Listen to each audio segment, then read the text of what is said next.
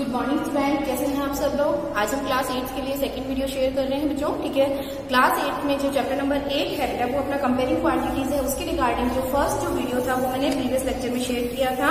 उसमें मैंने बताया था कि हम लोग परसेंटेज कैसे कैलकुलेट करते हैं, एज वेल एज जो है रेशियो जो है हम कैसे फाइंड आउट करते हैं। आपकी एक्सरसाइज 8.1 जो है वो इसी के ऊपर बेस्ड है। अब हमारी जो एक्सरसाइज नेक्स्ट वाली है उसमें हमें इंक्रीज और डिक्रीज, परसेंटेज इंक्रीज और डिक्रीज फाइंड आउट करना है, as well as discount find out करना है, लॉस क्या होता है, प्रॉफिट क्या होता है, ये सारी चीजें हमें उसमें डिस्कस करनी है। तो first of all I am taking the topic finding the increase and decrease percent. ठीक है, तो इसमें देखिए बच्चों फर्स्ट टॉपिक है आज का हमारा फाइंडिंग द इंक्रीज और डिक्रीज परसेंट। परसेंटेज इंक्रीज या डिक्रीज हम कैसे फाइंड आउट करते हैं। सपोज आपका एक एग्जाम्पल हम लेके चलते हैं। एग्जाम्पल नंबर 2 में आपकी बुक में गिवन है, आपको बताया हुआ है कि स्कूटर की जो प्राइस थी लास्ट ईयर, आपकी जो प्राइस थी दैट इज 34,000। लास्ट ईयर की आपके प्राइस बताया गया, एक स्कूटर है जिसकी लास्ट ईयर की प्राइस है आपके पास में 34,000 है। जो आप इसकी जो प्राइस है वो 20% इंक्रीज कर रहे हैं। प्रेजेंट ईयर में इसका इंक्रीमेंट कितना हो गया है, जो 20% इसका इंक्रीमेंट हो गया है। So what is the price now? We have to find out. So अब हम इसमें क्या करेंगे, जो 20% है इसको हम कैलकुलेट करेंगे।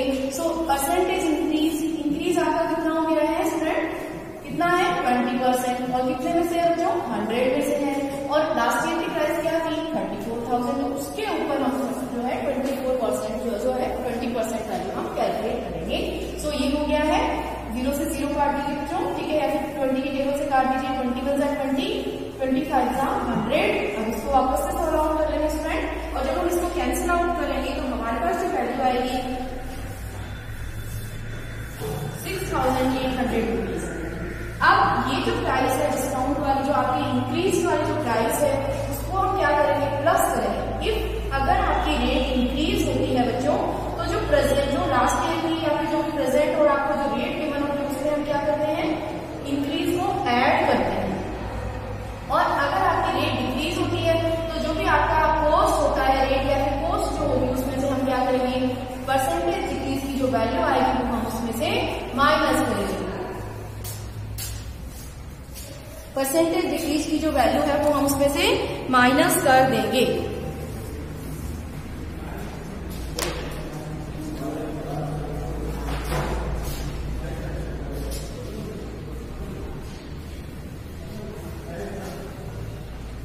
इस तरीके से बच्चों हम जो है परसेंटेज इंक्रीज को कैलकुलेट करते हैं बच्चों, और परसेंटेज डिक्रीज की वैल्यू भी हम फाइंड आउट कर सकते हैं। तो ये था आपका परसेंटेज इंक्रीज और डिक्रीज। जो भी कॉस्ट आपको गिवन है, अगर इंक्रीज होती है कॉस्ट, राइट, तो आपको क्या करना है, जो टोटल जो परसेंटेज इंक्रीज आएगा उसकी वैल्यू निकालेंगे आउट ऑफ 100 करके, और जो भी कॉस्ट गिवन होगी और उसको हम कॉस्ट में ऐड करेंगे। और अगर आपको डिक्रीज गिवन है बच्चों, तो डिक्रीज में हम क्या करेंगे, माइनस करेंगे। इसका मतलब ये हो गया कि प्रेजेंट जो कॉस्ट है उससे आपका वैल्यू क्या हो गई है, डाउन हो गई है स्टूडेंट। अब नेक्स्ट आ रहा है आपका डिस्काउंट फाइंड आउट करने का टॉपिक। सो फाइंडिंग डिस्काउंट कैसे करते हैं ये देखते हैं बच्चों।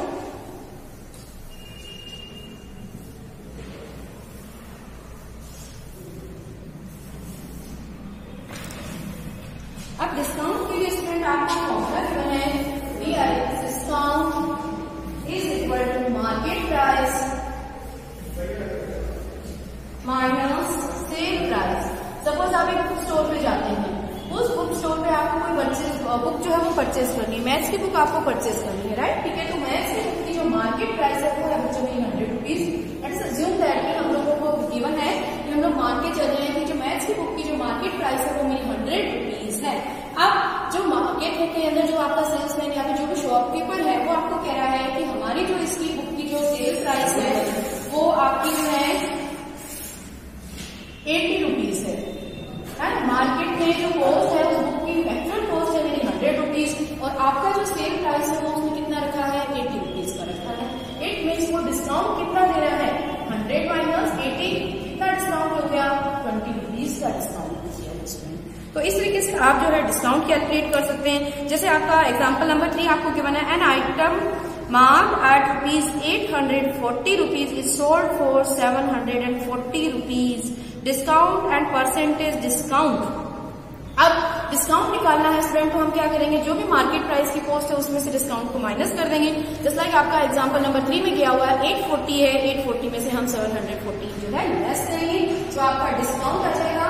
Discount will be what, market price minus sale price. Market price है जो आपकी 840, 740 रुपीज इसमें से लेस करेंगे 126 रुपीज आ जाएगा। ये तो हो गया डिस्काउंट। अब परसेंटेज डिस्काउंट की बात करें तो परसेंटेज डिस्काउंट कैसे कैलकुलेट करेंगे, उसकी मार्केट प्राइस जो थी उसके ऊपर डिस्काउंट कितना होगा वो हम लेके चलेंगे। सो कितना डिस्काउंट है रुपीज में, 126। मार्केट प्राइस क्या है स्टूडेंट, 840, और परसेंट के लिए क्या करते हैं हम लोग, मल्टीप्लाई बाय 100। और जब हम इसको पूरा सॉल्व आउट करेंगे तो हमारा डिस्काउंट कितना परसेंट आ गया, 15% आ गया है बच्चों। तो इसका मतलब उस आइटम पे कितना डिस्काउंट दे रहा है, वो हमें 15% का डिस्काउंट दे रहा है। ठीक है, इसी तरीके से एग्जाम्पल नंबर जो 4 है वो भी हमें ऐसे ही पूछ रहा है। आपको कह रहा है list price of a frock is 220 rupees. Frock जो है उसकी जो कॉस्ट है वो हमारे पास गिवन है कितनी, 220 रुपीज है। उसमें कह रहा है डिस्काउंट आपको कितना है, 20% आपको डिस्काउंट दिया गया है। तो क्या पूछ रहा है आपको, what is the amount of discount on it and it's sale price. Sale price क्या है वो हमें फाइंड आउट करना है इसमें।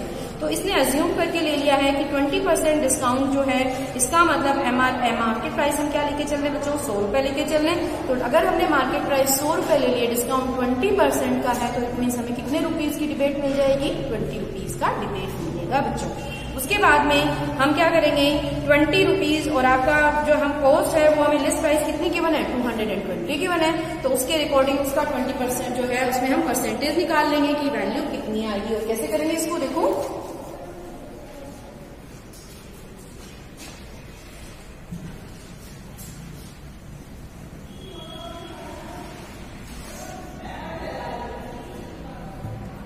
फ्रॉक की जो आपको गिवन है मार्केट प्राइस हम लोग लेके चल रहे हैं इस same as the list price. ठीक है, तो मार्केट प्राइस को हम क्या करेंगे, लिस्ट प्राइस के इक्वल मान लेंगे,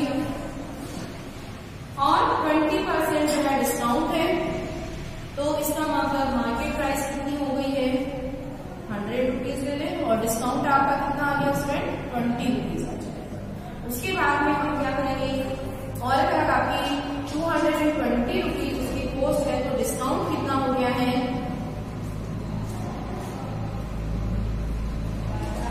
20 डिवाइडेड बाय 100 इंटू 220। इसका मतलब कितना आ गया, 4 रुपीज आ गया। और सेल प्राइस के लिए हम क्या करेंगे स्टूडेंट, सेल प्राइस हमें निकालनी है, तो इतनी आपका क्या होगा, 220 माइनस 44 रुपीज। सेल प्राइस आपको निकालनी है, तो इट मीन्स आपको क्या करना पड़ेगा, इसको इधर लेके जाएंगे और उसको उधर शिफ्ट कर देंगे, शिफ्टिंग प्रॉपर्टी कर देंगे। तो इट मीन्स आपके पास कितनी आ जाएगी, सेल प्राइस कितनी आ जाएगी, मीन्स यहाँ से फॉर्मूला हम कैलकुलेट कर सकते हैं कि market price minus discount is equal to sale price. ये फॉर्मूला मेरा डिसाइड हो जाएगा बच्चों। और यहाँ से 220 माइनस 44 करेंगे तो 176 रुपीज आपकी क्या आ जाएगी स्टूडेंट, सेल प्राइस आ जाएगी। तो ये था मेरा सेल प्राइस के ऊपर, डिस्काउंट के ऊपर जो क्वेश्चंस थे वो आपके बुक में इस तरीके से गिवन है। और इस एक्सरसाइज में मैंने आपको पहले ही मेंशन कर दिया था कि कोई भी टॉपिक आपका ओमिटेड नहीं है, सारे के सारे टॉपिक हमें कवर करने हैं। उसके बाद नेक्स्ट आता है आपका प्रॉफिट और लॉस। अब प्रॉफिट और लॉस को हम लाभ या हानि बोलते हैं। सबको पता है कि जो भी शॉपकीपर होते हैं वो शॉप इसीलिए ओपन करके बैठे हैं कि they want to earn something, है ना, उनको कुछ ना कुछ कमाना है। जैसे कमाने का मतलब हो गया कि उनको लॉस नहीं करना है, राइट, प्रॉफिट ही करना है उनको। और अगर प्रॉफिट नहीं हो जाए तो market cost to cost rate में उनको जो भी आइटम्स को सेल कर रहे हैं वो उनको डिस्ट्रीब्यूट करने हैं। अब अगर हम बात करें कि प्रॉफिट और लॉस की, तो प्रॉफिट क्या होता है, प्रॉफिट का मतलब हो गया फायदा, है ना, लाभ जिसको हम कहते हैं। तो वो लाभ कैसे हम निकालते हैं, देखो जैसे आपके पास में कोई आइटम है या फिर कोई भी एक पेंसिल बॉक्स मान लो, पेंसिल बॉक्स को आपने मार्केट से परचेज किया 50 रुपीज या फिर 50 रुपीज या 45 रुपीज में आपने पेंसिल बॉक्स को परचेज किया। उसके बाद में आपको वो पेंसिल बॉक्स जो है फर्दर सेल आउट करना है। तो अगर आपको प्रॉफिट अर्न करना है तो इट मीन्स आपको क्या रखना पड़ेगा, जो कॉस्ट होगी उसकी जो सेलिंग प्राइस होगी वो हमें क्या करनी पड़ेगी, 50 रुपीज से अबव रखनी पड़ेगी। वॉटेवर आप 55 भी रख सकते हो, 60 भी रख सकते हो। तो अगर आपने खुद परचेज किया है 50 रुपीज में और आप उसको किसी थर्ड पार्टी को, सेकंड पार्टी को सेल कर रहे हो 60 रुपीज में सेल कर रहे हो, इसका मतलब कितने रुपए आपके बच गए हैं? 10 रुपीज बच गए हैं। और ये 10 रुपीज आपके क्या होंगे? इसमें प्रॉफिट होगा,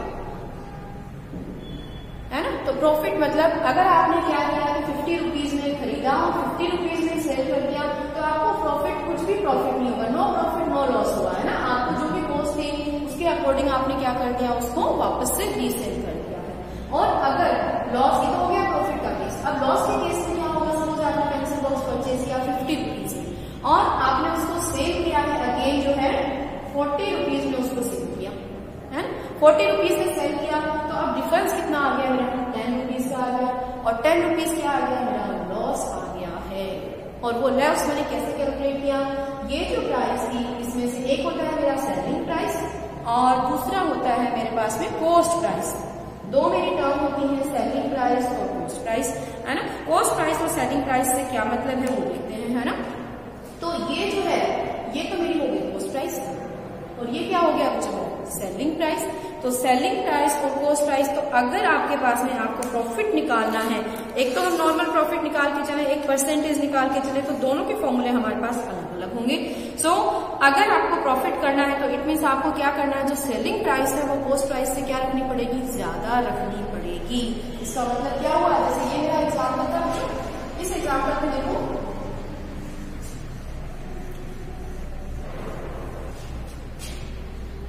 50 रुपीज है मेरा उसका कॉस्ट प्राइस और 60 रुपीज क्या है स्टूडेंट मेरा सेलिंग प्राइस।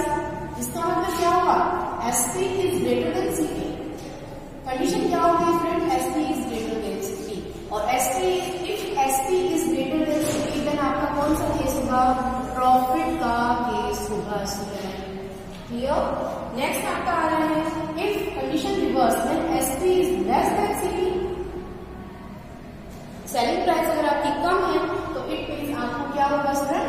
लॉस होगा, राइट। ठीक है, तो ये तो थे हमारे निकालने की। जैसे एग्जाम्पल मैंने आपको लिया था कि आपने खरीदा, जिसके प्राइस में आप मार्केट से चीज खरीदते हैं वो हमारा कॉस्ट प्राइस है। किसी दूसरे को आप सेल करते हैं तो वो मेरा क्या हो जाता है? आपका जो है सेलिंग प्राइस हो जाएगा। इसमें एरो इस तरीके से लगाएंगे, this is my selling price and this is my cost price. अब यहाँ पे आपका क्या है? कॉस्ट प्राइस कम है, ये ज्यादा है, तो कौन सा केस हो गया? 50। दूसरा मैंने बताया था कि आपने 50 में परचेज किया तो इट मीन्स उसकी कॉस्ट प्राइस है आपकी 50 और 40 में आपने उसको सेल किया, तो क्या हो रहा है? मुझे लॉस हो रहा है। और लॉस कितने का हो रहा है? 10 रुपीज का। यहाँ प्लस 10 रुपीज आ रहे हैं, यहाँ प्रॉफिट हो रहा है। तो ये था प्रॉफिट और लॉस को निकालने का मेथड।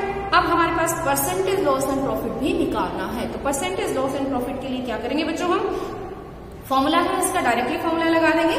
तो परसेंटेज प्रॉफिट आपका फॉर्मूला हो जाएगा percent profit is equal to profit divided by cost price into 100। और अगर मुझे इसका भी निकालना हो तो मेरा कितने रुपीज का प्रॉफिट आएगा स्टूडेंट? 10 रुपीज का। 10 डिवाइडेड बाय, अब उसकी कॉस्ट प्राइस क्या थी स्टूडेंट? 50 मल्टीप्लाइड बाय 100 करेंगे। सो 1, 2 एंड 20% आपको क्या हो गया स्टूडेंट? प्रॉफिट हो गया है। इसी तरीके से हम क्या निकाल लेंगे बच्चों? लॉस भी निकाल लेंगे और लॉस में भी हमें जो है फाइंड आउट हो जाएगी वैल्यू की परसेंटेज लॉस हमारा कितना हो रहा है।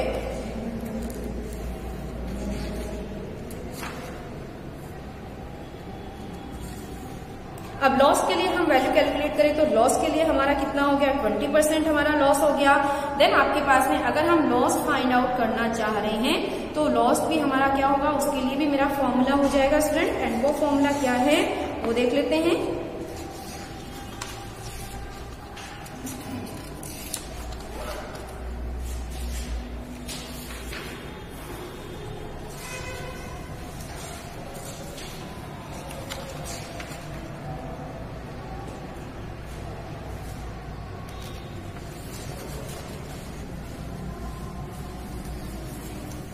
तो इसमें आपका परसेंटेज लॉस हो जाएगा student. Percentage loss is equal to 10 divided by 20, 10 divide by 50 into 100।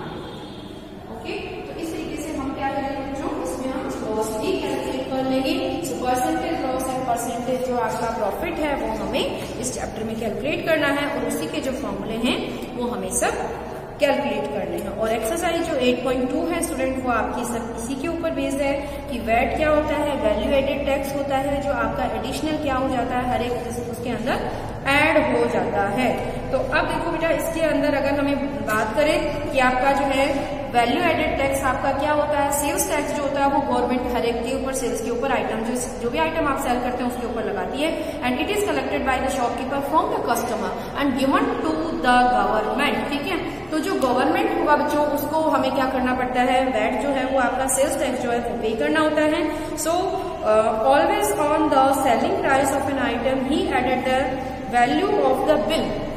अगर आप कच्चा बिल लेते हैं तो उसके आपके ऊपर कुछ भी आपका टैक्स नहीं देना पड़ता, बट अगर आप पक्का बिल लेते हैं तो जो आपका प्रूफ हो जाता है किसी भी आइटम को परचेज करने के लिए तो उस पर हमें क्या करना पड़ता है, कुछ अमाउंट जो है वो टैक्स का हमें पे करना पड़ता है।